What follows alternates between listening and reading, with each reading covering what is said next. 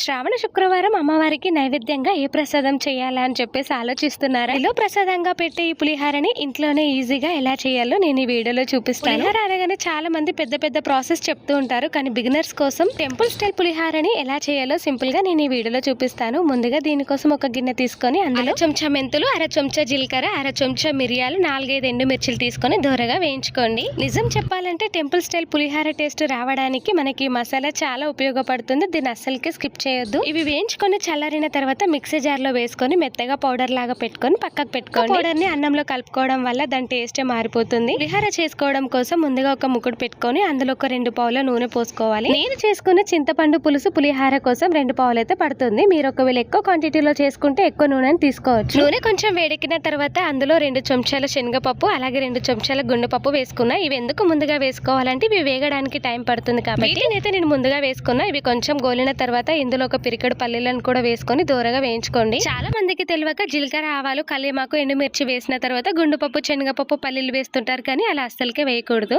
ఇవి కొంచెం పండు గోలిన తర్వాత ఇప్పుడు నేను జీలకర్ర ఆవాలు వేసుకుంటున్నా. జీలకర్ర ఆవాలు వేసుకున్న తర్వాత 4-5 పచ్చిమిరపకాయలు, అలాగే ఎండిన మిరపకాయలు కూడా వేసుకోవాలి. మిరపకాయలు ఎండిన మిరపకాయలు కొంచెం గోలిన తర్వాత ఇప్పుడు మనం కల్లేమాకు వేసుకోవాలి. ముందుగానే కల్లేమాకు వేసుకుంటే ఇవన్నీ గోల వరకు అది మాడిపోతుంది. దానివల్ల పులిహార టేస్ట్ చేంజ్ అవుతుంది కదా, అందుకని కల్లేమాకుని లాస్ట్ లో వేసుకున్నా. ఇప్పుడు వేసుకున్న పోపు దినుసులన్నీ మంచిగా కలుపుకోవాలి. ఒక్కొక్క టైంలో వేగుతుంది కాబట్టి మనం ఏదైతే ఫాస్ట్ గా వేగుతుందో దాన్ని లాస్ట్ లో వేయాలి, ఏదైతే ఎక్కువ టైం తీసుకుంటుందో దాన్ని ఫస్ట్ లో వేయాలి. కొంచెం పసుపును వేసుకొని కలుపుకోరి. అబ్బా అక్క, ఏది ముంగటేయాలి ఏది వెనకేయాలి అనేది కూడా నువ్వు అంత వివరంగా చెప్పాలా, సోది కాకపోతే అని చెప్పేసి అనుకునే. తెలిస్తే పర్వాలేదురా, తెలియని వాళ్ళు ఎవరైనా ఈ వీడియో చూస్తే వాళ్ళకి అర్థం అవ్వాలని చెప్పేసి అంత వివరంగా చెప్పి నిమ్మకాయ సైజ్ అంతా చింతపండుని తీసుకొని నానబెట్టుకొని రసం తీసి పెట్టుకున్నావు. అదేందక్క నువ్వు డైరెక్ట్ గా పోసులో పోస్తున్నావు చింతపండు రసాన్ని అని చెప్పేసి అనుకునే. యూట్యూబ్ లో మనం మస్తు మంది వీడియోస్ చూస్తున్నాం. చింతపండు గుజ్జులో ఉప్పు, పసుపు, కల్లేమాకు, నూనె బొట్టేసేసి దాన్ని దగ్గరికి రానిచ్చిన తర్వాత అన్నంలో కలుపుకుంటున్నాం. Time process. అసలు అట్లా చేసినా గదే టేస్ట్ వస్తుంది, గిట్లా చేసినా గిదే టేస్ట్ వస్తుంది. ట్రై చేసినా నాకేం డిఫరెన్స్ అనిపించలేదు. పూట అమ్మవారికి నైవేద్యాలు చేయడంలో మస్తు ఆగమాగం ఉంటాం. తొందరగా అయిపోవాలనుకుంటే ఈ ప్రాసెస్ బెస్ట్ అనిపించింది నాకు. టేస్ట్ గురించి అస్సలు భయపడకండి, సింపుల్ గా అయిపోయినా కూడా టేస్ట్ మాత్రం అదిరిపోయింది అనిపించింది. ప్రాసెస్ సింపుల్ గా ఉందని చెప్పేసి వీడియో పోస్ట్ చేస్తున్నా. తీసుకోకుండా సింపుల్ గా అయిపోతుంది. ఇప్పుడు ఇందులో ఒక 2 చెంచాలు ఉప్పును కూడా వేసుకొని వేడన్నంలో కొంచెం ఉప్పు, నూనెను వేసుకొని అన్నాన్ని ముందుగా ఇలా కలుపుకోండి. మనకి చింతపండు అయితే మొత్తం దగ్గరికి వచ్చేసింది. పైన కొంచెం ఇట్లా నూనె వేరుకుంటే చూడురి, అట్లా కొంచెం నూనె వేరుకున్నదంటే చింతపండు గుజ్జు రెడీ అయిపోయినట్టు. ఉడకబెట్టుడు, మళ్ళీ పోసు సపరేట్ పెట్టుడు, మళ్ళీ పౌడర్ సపరేట్ పట్టుడు, ఇదంతా పెద్ద ప్రాసెస్ రా. రెండింటిని కలిపి ఇట్లా పులుసు పెట్టుకున్నామంటే కూడా బాగుంటది. మనకి ప్రసాదం కూడా జెల్ అయిపోతుంది. ఇప్పుడు నాకైతే పులుసు రెడీ అయిపోయింది. ఇంకా దీన్ని అన్నంలో కలిపేసుకోవడం.